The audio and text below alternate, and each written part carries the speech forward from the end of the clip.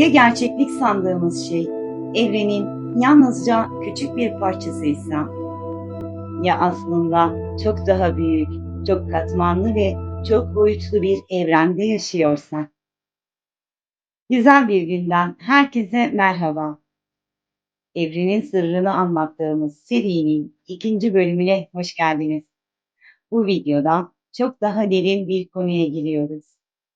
Evrenin 12 boyutlu yapısını, ruhun bu sistemdeki yerini ve bilincin boyutlar arasındaki yolculuğunu birlikte keşfedeceğiz. Hazırsanız kaldığımız yerden devam edelim.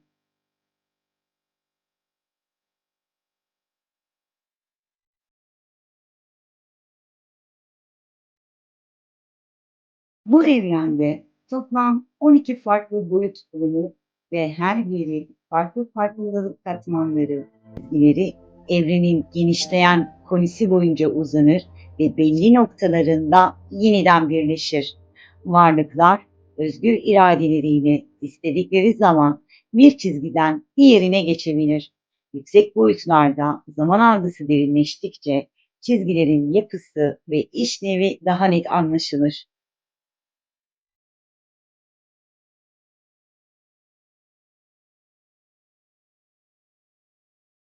Ruh, bir ışık ipliği aracılığıyla kaynağa bağlıdır ve fiziksel bedenle ruh arasında gümüş bir bağ bulunur. Buna büyük iplik denir ve varlığın kalbine sabitlenir. Yükseliş sürecinde varlık, altın bir ışık ipliği oluşturarak ruhunu bedende deneyimler, iplikler çoğalır, birbirine örülür ve tüm varlığı kapsayan altın ışık sütunu haline gelir. Bazı geleneklerde buna çift iris akımı denir ve elektrik veya ses akımı taşıyan bir yapı olarak tanımlanır. Bu örgü 1000 iplikten oluşur ve varlığın çok boyutlu evrendeki nihai kodu veya DNA'sı olarak işlev görür. Altın ışık sütunu, yükselen varlığı yabancı enerjilerden ve enerji tüketen alanlardan korur.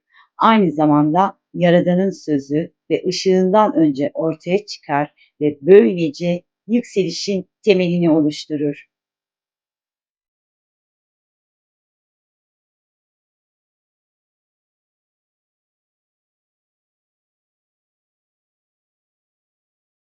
'Düşük boyutlarda madde yoğun ve bilinç düzeyi düşüktür. Form, bedenin somut yapısına dayanır.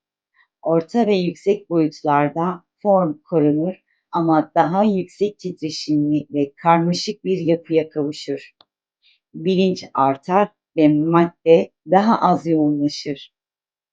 Yıldız geçidi küpleri yükseliş yollarını ve boyutlar arası geçişleri mümkün kılar.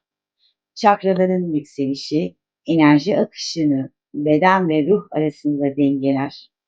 Bilgi, gezegensel, kişisel ve kozmik ızgaralar biçiminde kodlanır. Işık konileri ise ışık hızı, uzay zaman ve kütleyle bağlantılıdır.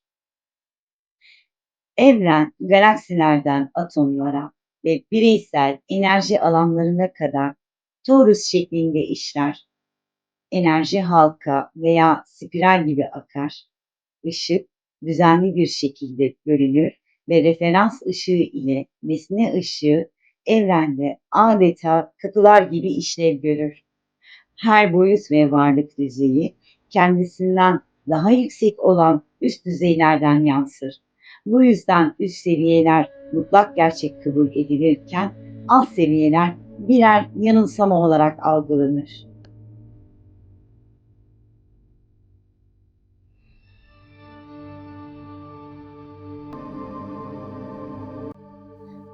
12